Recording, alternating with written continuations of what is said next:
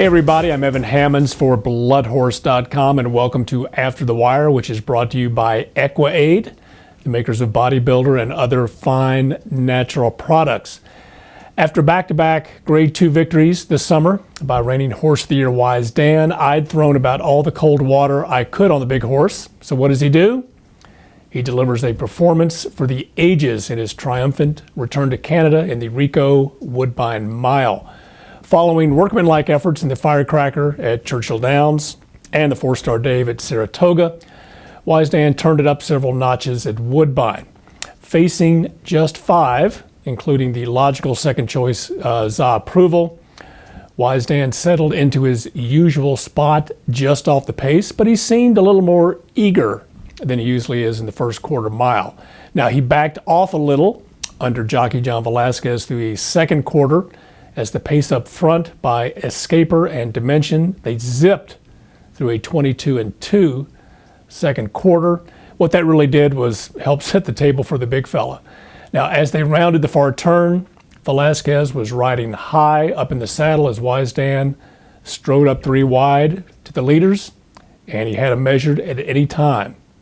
Johnny V peaked behind an early stretch, knowing that he had the guys up front, and he reached them with ease, and as they hit the quarter pole in 108-2, he was under a hand ride throughout the final strides to win as he pleased.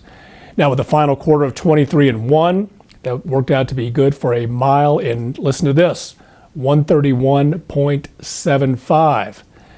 There have been a lot of good and several great horses to race on the turf at Woodbine, and not one of them covered a mile in 131.75. Now for reference, Forte de Marmy, a good one himself, he was nearly 3 seconds off the course mark in his win in the Northern Dancer Turf Stakes earlier on the card.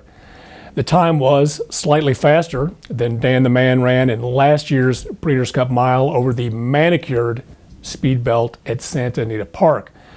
Now handicapping the Breeders' Cup Mile to this point, the Southern California-based obviously had turned heads with 3 successive miles in under 133, but the Woodbine Mile has to have obviously's trainer Mike Mitchell wondering if he'll need a bigger boat for the first weekend in November.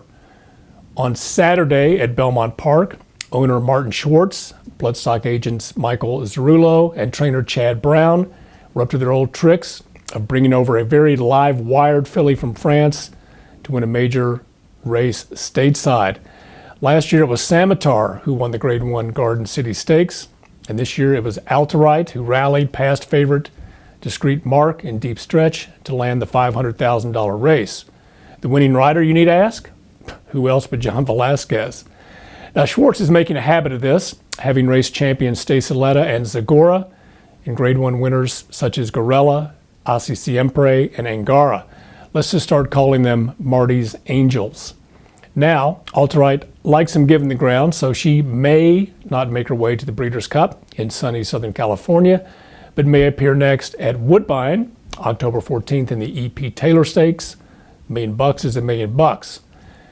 For After the Wire, we're going to take a week off, then we'll resurface the following weekend where there are 10, count them 10, Grade 1 races coast to coast from Belmont and Santa Anita Park. For bloodhorse.com, I'm Evan Hammonds. Thanks for watching After the Wire.